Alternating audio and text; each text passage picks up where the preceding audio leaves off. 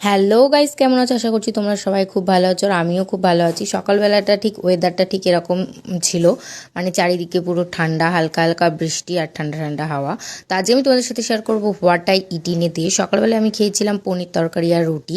আর এই যে বুঝতেই পেরেছো, ওখানে নিয়েছি বিট, গাজর, শসা আর হচ্ছে কাঁচা হলুদ। এই জুসটা তো মানে ইউটিউবে আমি দেখেছি, এবার আমি এটা ট্রাই করব যে এটা কীরকম খেতে হয়। চলো সেটা তোমাদের সাথে আমি শেয়ার করব। তাই এগুলো আমি সব ভালো করে ধুয়ে কেটে নিয়েছি। এবার মিক্সিতে এটা আমি পুরো পেস্ট করে নেবো।